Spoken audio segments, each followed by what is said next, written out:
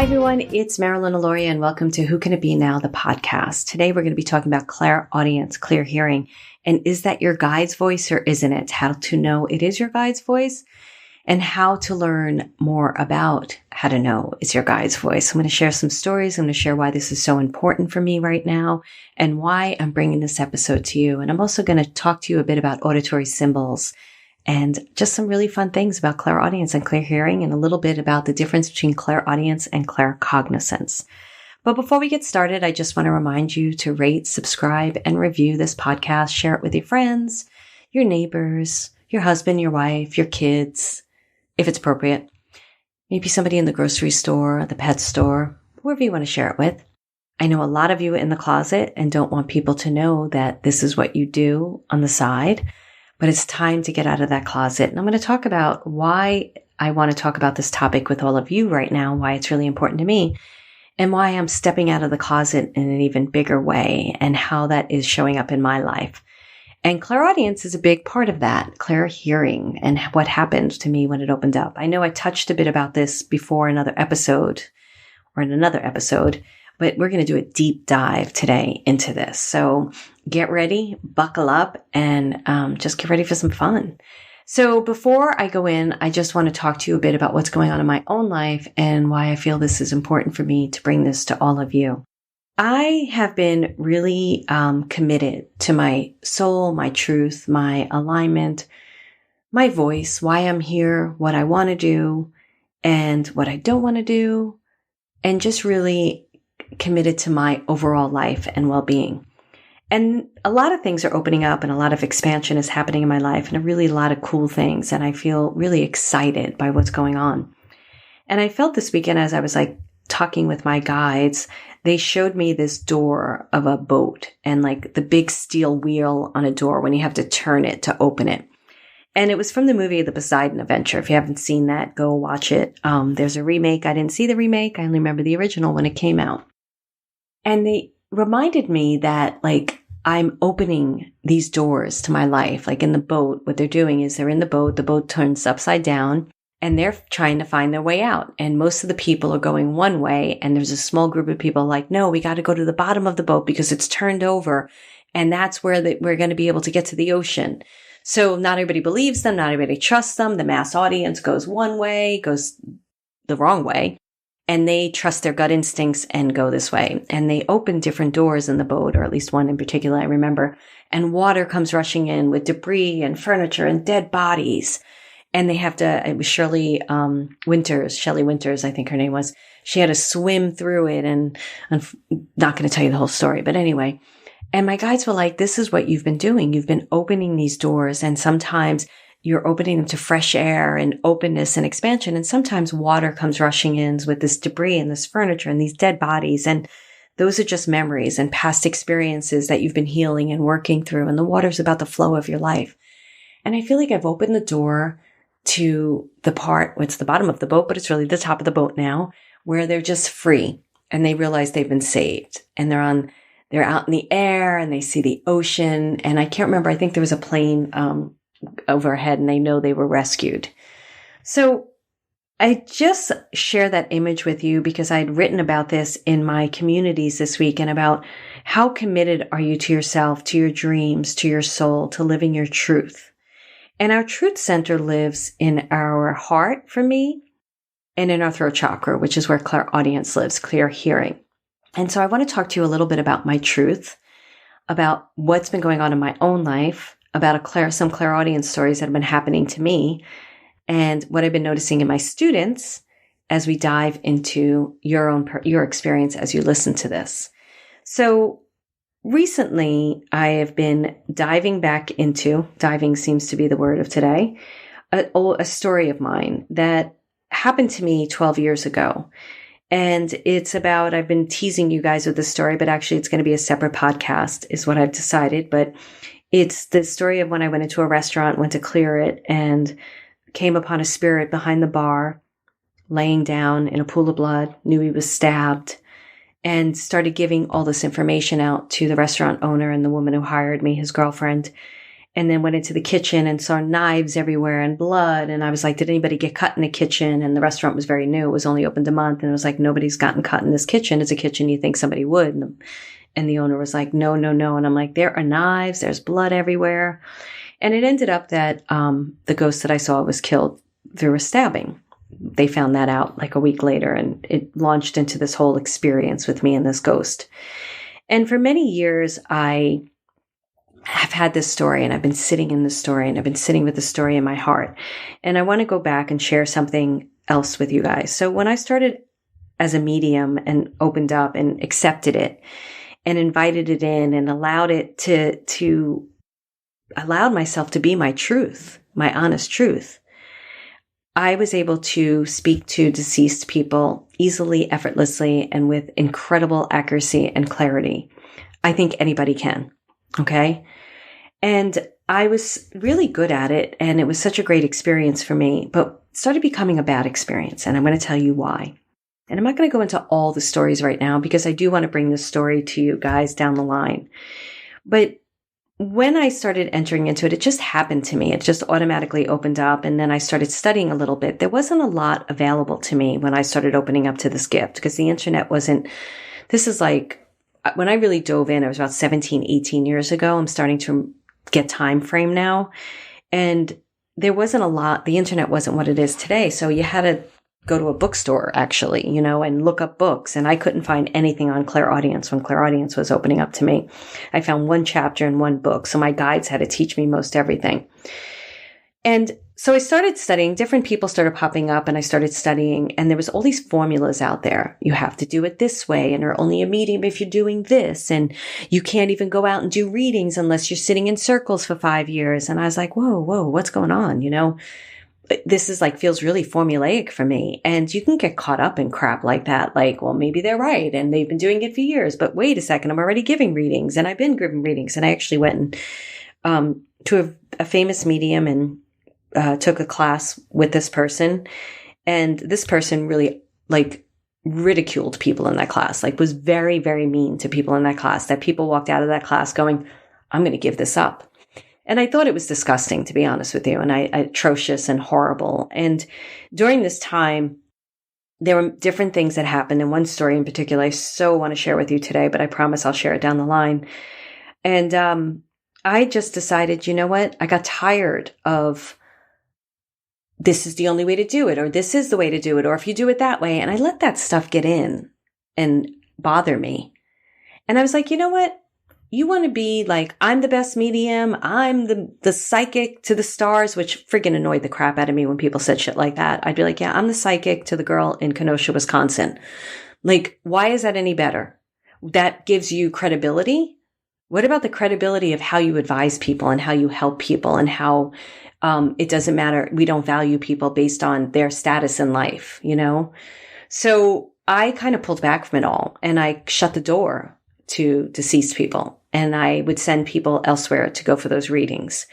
And what I, in essence, did was shut down a part of my gift, right? But I didn't shut it down in my channeling ability, talking with my guides, channeling spirits, or if spirits came through. But what I started doing was choosing not to speak about it, and kind of just holding it back a bit. Now, I never wanted to be one of those mediums that walked up to you in a store anyway and said, by the way, your father's behind you, and da-da-da-da. I was on the tennis court the other day, and so I'm reopening the store up, and the guy's father was there. But I was like, I'm sorry, I'm playing tennis, and I'm certainly not going to end this tennis game. Go, your father's here. So I will not be that medium. I don't judge, actually, other people that do it. Don't come to me, like somebody who bulldozes me. I don't want it. Get away from me. So I've just started opening this up more again because I'm diving into this story. And this is when I was really doing this a lot and speaking to deceased people. And it's actually a lot of fun to speak to deceased people because they have just great personalities and sense of humors, or sometimes they're scary, or whatever the crap that's going on. It's actually a really interesting conversation to be having. But so I started diving back into it because I'm diving into this story, and I'm like, you know what? I'm going to just ignite this light again in this part of my atmosphere, my gifts. And as I'm diving into this story, I was like, you know what? I went back to watch Medium again and Ghost Whisperer. And as I was watching them, I watched them back then, all these memories of my own abilities started flooding back. And I said to Spirit while watching the show, all right, I'm opening the store again. Just open it. It's wide open. Let them in. They can come in. I'll talk to them. Of course, I still have rules, but let them in. And the other night I was sleeping and all of a sudden I heard in my right ear, it wasn't in my ear. It's a disembodied voice. This is a part of clairaudience, but right by my ear, peekaboo. And I'm like, woke me up. Peekaboo. And I'm like, no, you fucking don't. Get the fuck out of here. I was like, there is no way I'm having some creepy kid whisper in my ear because I decided I'll speak to dead people again in the middle of the night. So I shut down my room and I said, okay, I'm okay with this, but not in the middle of the night. I really need to get my sleep. I don't want this. And it got me thinking to everything I'm sharing with you about how to know it's your guide's voice, when you open up to clairaudience, the different ways you can hear, how you can't deny your gifts because you're denying an aspect of yourself, how you have to fully embrace yourself, how outside interference can get in the way. I think I shared this last week where somebody in my, I think it was the SAS experience said to me, I said, everybody's gifted. And the woman said, thank you so much for saying that. I was on a call this morning with this medium teaching, and she said that not everybody's like her, not everybody's gifted. And I hate stuff like that. When I was doing platform readings, that's when you go into a room of people. There's a whole group, and I did it very early on. I was invited into Curves of all places. It was great for me. And they were like, will you read for like 40, 50 people? I'm like, sure, I've never done this before. Let's do it. Because there was something bigger than me just directing me and telling me what to do. And I remember a woman saying to me, am I a medium? And I'm like, who am I to tell you you're not a medium? So a lot of when you dive into your gifts and you dive into this stuff, you're going to hear things from your guides internally, externally. We're going to talk about that. And you want to be able to trust what you're hearing, and you want to be able to follow it, and you want to be able to know when it's them and when it's not them. Because I also see a lot of people following the voices that are not their truth, or they're not their guides, but they like to say, oh, that's my guide. My guide told me. And I'm like, yeah, that's not your guide. So we're going to go over a bit of this, but I just want to talk a little bit about my own experiences. So clairaudience is a very, very cool gift. It's, like I said, it lives in your throat chakra. I know I've shared this before, and I'm not going to dive into my clairaudience stories, but normally it'll show up where your throat will start bothering you. You'll, when you go into meditation, you may be clearing your throat a lot. When I did sit in spirit circles a few times, I sat in spirit circles, probably a little bit more than a few. I remember we would the lights would go out. That's what you do. You turn off the lights. Everybody gets into a quiet state. We invite deceased people in. And there was this one woman through the whole thing would just go, she'd be clearing her throat the whole time. And I wanted to just punch her in the face. I was like, yeah, we get it. Your clairaudience is opening. Now will you fucking take a cough drop? Please. It's disturbing the heck out of us. And I wasn't the only one who felt that way. But you could clear your throat. Your ears can get clogged. You could have ringing in your ears. You could feel dizzy because there's an equilibrium imbalance. There's many different things. Now, I am not a doctor. So if you're having these physical things, go get it checked out by a doctor, which is what I did. And then found out, oh, there's nothing wrong with you physically. That's when I dove in deeper. So what I've noticed is with clairaudience, so this happened to me, and my hearing came, and I'd start hearing my name called, and I'd turn around, there'd be nobody there. I would hear disembodied voices, or I'd wake up in the middle of the night and there'd be a game show audience in my room cheering, or I would hear a guy on a bus giving directions. You know how I don't know where you live, but in the city, I used to ride the bus a lot, and they'd be talking over the speaker thing, like that. And all of a sudden I'd wake up and that's going on, or I'd hear a train go through my room, noises outside my ears, disembodied sounds. It's not connected to anything. It's not connected to a radio. It's not connected to a TV. It's just appearing. The other way that it opened up for me is I thought the radio, I heard two voices constantly speaking in my room, and I'd be like, that friggin' radio. And I'd be turning it off, unplugging it, and they would keep talking. So you can hear outside. You can hear inside. You have to know where to hear it. I'm going to break this down. Don't worry. So you can hear inside. It could sound like your own thoughts, or you can even use physical sound that's around you as a clairaudient way of hearing. But first, what I want to do before we break down clairaudience even more, I'm going to tell you the difference between clairaudience and claircognizance. And then I'm going to go into how important it is to know that it's your guide's voice and what you can do. So clairaudience for me, this is my way of teaching, right? And a lot of what I've learned, yes, I did study with some people, and I also read some books, but a lot of what I've learned is a combination. I'm going to say it's a combination of stuff of people I've studied with, but also a lot as my guides. So clairaudience, again, was something I really, really learned from my guides because there was nothing out there. And even the classes I took, I don't remember them really teaching clairaudience. Clairaudience to me is linear. So when my guides are speaking to me clairaudiently, they are speaking to me like sentences, like I'm speaking to you right now. Claircognizance is a knowing where I can get an entire story in a split second.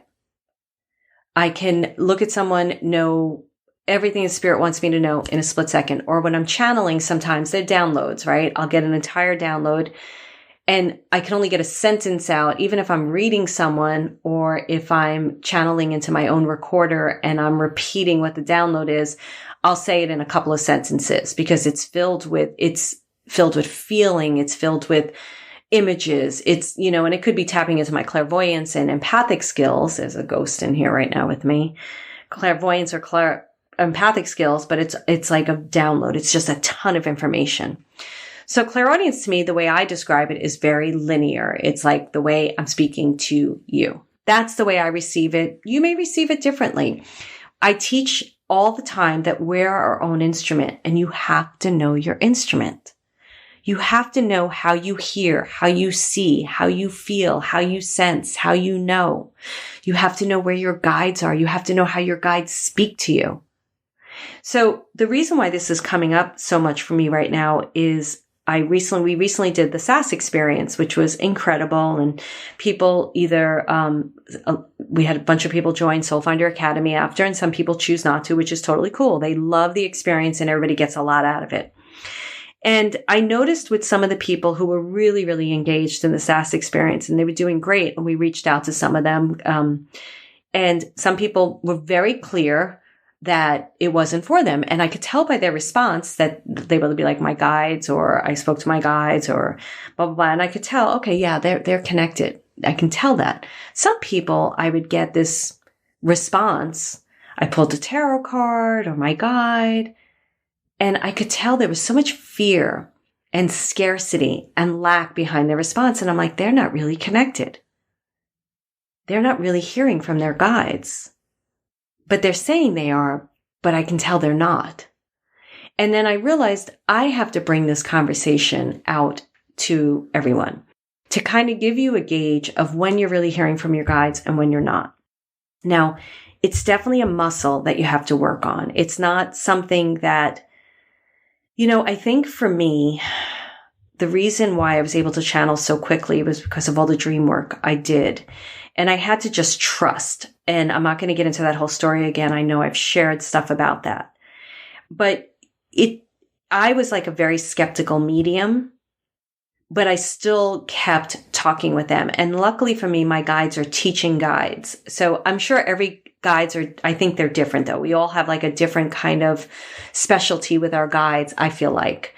But my guides knew I'd be teaching this stuff. So they were teaching guides. So they were teaching me. They were teaching me my language, my personal instrument, how it worked, which can be taught to others. And then they learn how their instrument works with their guides, right? Through the techniques and the tools that my guides have taught me. So I noticed when I was listening to this that people really don't know where they're getting the information from. They're just pulling it out of thin air, or they're using it as an excuse. And I was like, I've got to talk about this. So how can you know it's really your guide's voice and not your voice? Well, one of the things is you really have to tune in when you feel like it's your guides, and you have to notice the energy behind the information. And what I mean by that is my guides, when they give me information, it's very neutral. There's no emotional attachment to it at all. That's my guides. When I've taught this before, my students, sometimes I'll hear them say, oh, my guides aren't neutral. I'm like, well, that may not be your guides. You have a different instrument. So what you literally have to do and emotionally and energetically is lean into the response and feel it. What does it feel like? What does their energy feel like? And that's going to help you to know if it's them or not them. Now, there's many ways to know, but that is one way that I am like a big believer in. I teach this in Everyday Guided Living, to lean into their answers so that you know what it feels like. And you may not know it right away, but like say you feel like you're hearing your guide, lean into it. What does that feel like? What's like, give it a color, give it a cool or a hot feeling, give it a emotional energy. And for me, I feel like it's neutral because my guides knew with me, I was so up and down in my emotional energy when I met them, that if they'd given me like, hi, this is great. Oh my goodness. Oh, this is really bad. It would really mess with my own equilibrium of my emotional energy. So they knew to come in at a very neutral pace, like just no emotional attachment. And I could feel it. They're always unconditional love, but they feel very like, it just feels so good to me. So I know it's them. The other thing that I did is I created a mini me. And the mini me sat on my shoulder, on my right shoulder. So we're going to go into clairaudience in a second, but my hearing is in both ears, but it really, when it opened up, it was my right ear. And the other thing you want to do is when you hear them, even if it's a sentence coming in like a news flash into your head, like a sentence comes in and it's like, where did that come from? That's probably your guides. It feels really good. It's like, wow, that was inspiring.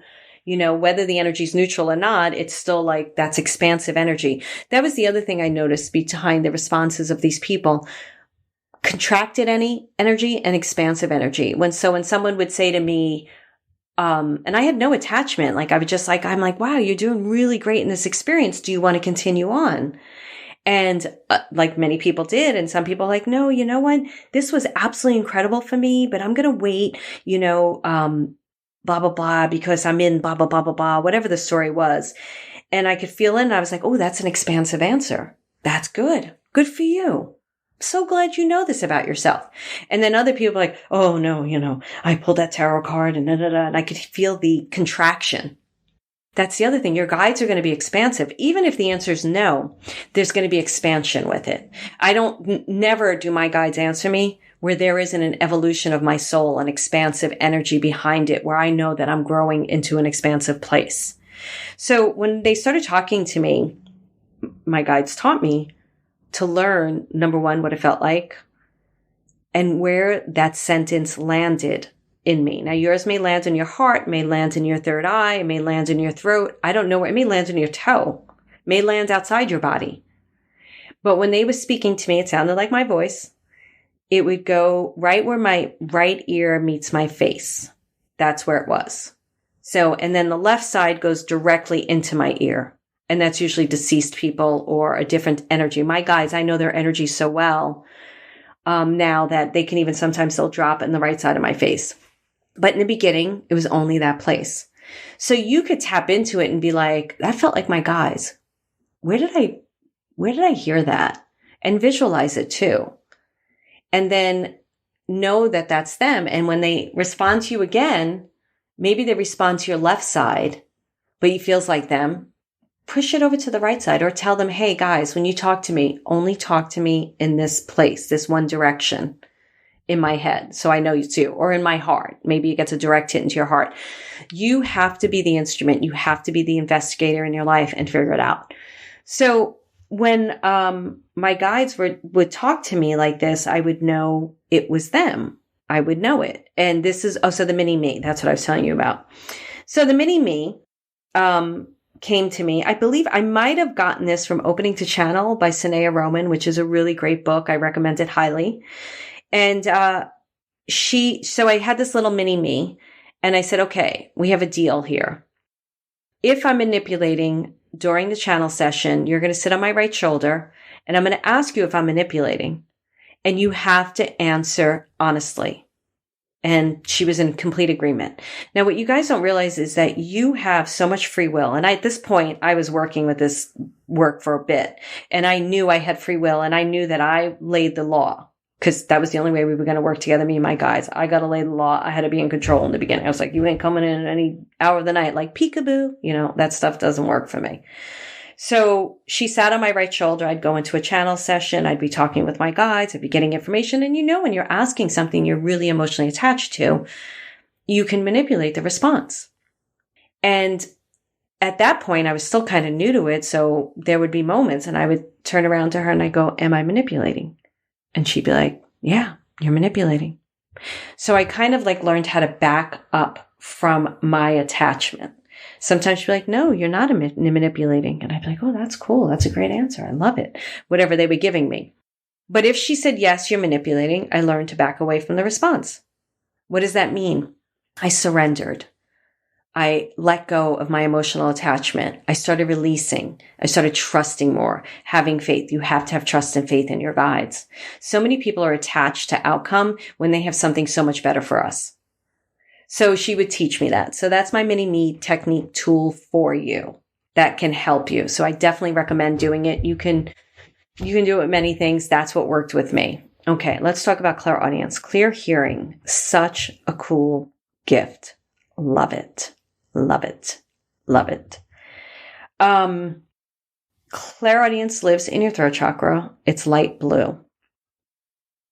There's many ways of opening the chakra up. One of the ways is to visualize the light blue color in the throat chakra morning and night. To own that throat chakra by saying your name in it and seeing your name written in it, saying, I am a beautiful person, and seeing that written in that chakra, opening it up. I am amazing. I am gifted, whatever it is. And that's also speaking your truth to yourself, which is why I started with this story where I backed away from one of my truths, because I didn't like the outside interference, which is my own fault, right? But when things started getting I'm better than you, I was like, ugh, you know what? You can all be better than me. Have it. And that was a struggle of my own truth, right? Denying something in myself. So reopening up to that or of the truth of the time, because I don't really feel like it hurt my business at all. What I feel like it did is it just made me focus on other things. But saying I am statements, which is such a powerful statement, and saying it and seeing it at the same time in your throat chakra is only going to open up, one, how you speak to yourself, your truth to yourself, because so many people deny themselves their own truth. And I'll let you know what that means in a second. And the other thing is the power of the words, the power of the voice. Say it out loud and see it allows you to really open that up. And using the visuals of it. Now, see, I should have stopped and said, I am seeing it, saying it, why that's important, speaking your truth to yourself and how people deny it. I'm just not going to stop this recording. You're going to have to go on this ramble fest with me. So, how people deny themselves. They may say, I'm a writer. And then they hear, no, you're not a writer. You're too old. Who do you think you are to be a writer? There's so many books out there about that already. You suck. That's denying yourself your truth. And the more you speak, one of the things I teach in my Clairaudience classes, and I think this is a membership, I don't remember, but when you speak out loud, say you're playing with Clairaudience, right? And you want to say the I am statement, I am beautiful. I want you to see the words travel out of your mouth and then travel into your ear, down into your throat chakra. It's another way of opening up your throat chakra, clairaudience, okay? This is stuff my guides taught me. Another thing they taught me was walking outside, seeing the blue sky, and bringing the blue sky into my throat chakra and letting it be there. Now, I ask you not to do that when you're driving. Please be careful, because this work can, if you don't know how to ground yourself, which a lot of people don't in the beginning, they're very ungrounded, you can harm yourself or hurt yourself. And I don't want you doing that. So Spirit would have me play with the blue of the sky. Some people would wear blue scarves to open up their throat chakra. So you can do different things like that. So clairaudience, like I said, it lives in your throat chakra. It can sound like your own voice, but you can also hear outside your ear the disembodied voice. It could be in another place in the room. You want to just pay attention to that stuff. When your clairaudience is opening up, it can come in many different ways. It can be in your head. It can be somewhere in your body. It doesn't matter. The other way clairaudience can show up is actual physical sound. So I could be in a reading, and when I'm in a reading, so I remember the first party I did, it was this big party.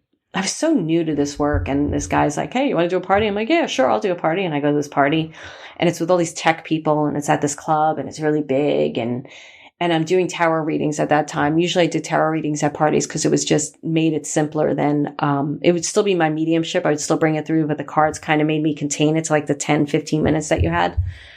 And I remember just sitting there doing these readings, and I didn't even hear the party. I didn't hear anybody around me. It was like just me and the person, and that was it. And that is when I noticed too, that if spirit wants you to hear a physical sound in the room, it's important, because when you're reading, you really go into a whole other space. If you're reading like mediumship wise, which is I'm taking everything from my guides, even if I have tarot cards in front of me, taking everything from my guides, because that's my work, get myself out of the way. And my guides are speaking to their guides and bringing everything in. And if I hear a sound, then a physical sound, I know that's meant for the reading. Just like they'll use my body. If my legs are crossed in a reading, I know that that's for the person. If my arms are crossed over my heart, I know that's for the person. So they use my physical being too. So if you're hearing a physical sound, like I'll never forget the gardener blower, it could be there and have nothing to do with the reading. I won't hear it. It's like if the tree in the forest falls and nobody's there to hear it, do you hear it? I won't hear it. But if I'm supposed to hear it, oh my goodness, it'll be like right outside my ear. And you have to know what the physical sound means to you, the symbolic meaning of it. So what I do with my students sometimes is, well, a lot of times if I'm teaching clairaudience, is I have them close their eyes and I have them listen to the sounds in the room for a certain period of time, like a minute or 30 seconds. And many times if there's different sounds in the room, there'll be one sound that becomes more profound. And they'll also notice maybe it's in the left of the room, but they're hearing it in their right ear, or they're hearing it in their heart, or they're hearing it in their throat. And then you want to ask yourself, what does that sound remind you of? What does it feel to you? Like, I can't stand the blowers of the gardeners. It drives me insane. Honking horns, I don't really like them. I love that I live in a town now where people don't really honk. It's really wonderful. It's great. I also don't hear a lot of blowers because we're in the forest, and really, where are you going to blow the leaves? To the other leaves? And then the leaves are going to come back? Like, there's leaves everywhere. You can't really blow them. So it's kind of great that I don't have to listen to that. Birds chirping, woodpeckers, big sound for me. So ask yourself, when the sound comes in, what does that mean to me? What is the memory I have of it? How does it feel? What do I feel about that sound? And you'll be able to get answers that way. So I suggest you play with all of these tools. Another one is sing high vibrational songs. Will open up your throat. What does high vibrational songs mean? Could be like anything that's love-based or spiritually based. Nothing about. I wouldn't do heavy metal. It's not considered. Well, at least for me, it wouldn't be a high vibrational song. I'm very sensitive to sound too. Some of you may be very sensitive to sound. I've been like this for the longest time. And now that my clairaudience is, full blown open, I can't be around loud noises. It's really grating on me. I can feel it in my body. So, sing beautiful songs. Let your throat open. Speak really beautifully to yourself. Sing, open your throat and just make sounds. That'll open up your throat chakra. Anything that wants to come out. Or just make up your own song using beautiful words. And your clairaudience will open up, which is, like I said, it's such a cool tool. Such a cool tool. So what I want you to do when you're playing with clairaudience is I want you to maybe out loud ask a question. I say maybe, you could say it internally too, but start your day with asking a question. And then throughout the day, pick 3 auditory symbols. And then write down what those symbols mean to you. And then by the end of a week, you'll have an entire reading for yourself. You will know what spirit wants you to know. And what it'll also do is it'll start tuning you into their vibration. Notice when you hear the symbol, how it feels. Lean into it. Notice where you hear it. Notice if there's a feeling to it. It's just like clairvoyancy, when clairvoyancy was like opening up for me. And again, there wasn't, my guides were teaching me, and they were like, I'd be in the park. I shared this story, and there's squirrels always in the park. So it's something you don't always notice because there's always squirrels, but it was like the squirrels and I were on a date. Everything went out of focus, and it was just the squirrels and I could see everything. Sometimes when I see spirits on the street, and I'm not seeing them physically manifested, I'm seeing them third eye projection, which they're projecting out my third eye. But I can see visually the detail, the color of their hair, the lines on their face, what they're wearing. Like, it's so vivid. So clairaudience can be like that too. Notice if it's vivid, like pick those 3 symbols and maybe just randomly pick 3 symbols and notice if one symbol jumps out more than another, auditory symbol. Notice if it's got a crispness to it, or if it's like touching your heart while it's touching your ear, or there's like, it just feels like it's a multidimensional language. All of this is multidimensional talking for me. It's a multidimensional hearing, multidimensional feeling. It's like this language of the universe that I have. It's, and you may have too. So please don't think that I'm like saying, oh, I have it and you don't. And I'm trying to teach it to people. It's a multidimensional language. It's not singular. Nothing singular for me anymore. It hasn't been for the longest time. If spirit wants me to hear a bird, now remember, I'm always in nature, and they really want me to hear it, I can, first of all, I know it's them. I know how it drops in. I could feel it. It's got a vivid crispness to it. That's my instrument. And then there's all this information behind it. And sometimes I don't know, like when we did that readings and I was taking you through the hike and I was like, wow, that bird, what is that bird? What is that bird? I'm like, oh my goodness, it's the crow. He was just in front of me. And, it's sometimes, I have to sit there myself and go, okay, what's the crow mean for me? What is it trying to tell me right now? You can even pretend, take the, another clairaudient thing that I play with is take an inanimate object and have it speak to you. Sounds nuts, but it opens things up. I'm always playing these games with my students like, okay, I always ask secret questions too, which I haven't done with you guys yet. I may have to do that. I think I'll take you through a soul session and you can see how I work with secret questions, because it really opens you up and you're like, oh my goodness, I can't believe what I do is I do a thing. I give you a technique. I give you a tool. You're answering it. But what you don't realize is I'm asking also a secret question. So you're answering the secret question without even knowing there is a question. But what you could do is like ask the tree, what song do you want to sing to me right now? Notice where you hear it. And that's going to open you up. All right, guys, that is clairaudience, and it's really great. I'd love to hear from you. Oh, I did hear from someone. I want to see, wait, hold on. So I want to give a shout out to Marianne, because she wrote in and she said, she was at episode 16. She said, maybe you figured out your tagline, but I keep hearing, who can you be now? Let's open the door and find out. And I love that, Marianne. Thank you so much. I'm still a little hung up on who can it be now, but what I love about this is the who can you be now is who are you becoming by listening to all of this? Like there's so much more that I feel like is coming through my podcast, and I hope it's happening for all of you. At least that's the feedback I'm getting from my own community. And that it's really helping you to discover parts of yourself or rediscover parts of yourself or give credibility to parts of yourself. So I love that. So she said, who can you be now? Let's open the door and find out. And that was great. She said, I feel like I'm discovering and developing parts of myself with each episode. I'm just reading this now. My assistant sent it to me. And then she asked about the intro music. It was designed by Von Ferry. He did my intro music, beautiful man, and he did my outro music as well. So I had it made for this podcast specifically. All right, everyone. Thank you so much for listening. Remember, if you really love this podcast, please rate it, share it, subscribe. Email us at info@whocanitbenow.podcast.com. Anything you want to learn, I want to know. Anything you want me to go deeper into, I want to know. Any feedback that you have is great. Let's hear it. Just be respectful. I always say that, even though I don't need to usually in my communities at all. Actually, I don't need to say to my communities at all because they're all respectful. But it's always interesting to me how what I mean by that is let's respect each other. How's that? I'm going to leave it at that. I had a wacky morning, man. So who could it be now? Let's open the door and see. Or as Marianne says, who can you be now? Let's open the door and see. Thank you so much, everyone. And I will speak to you next week. Enjoy.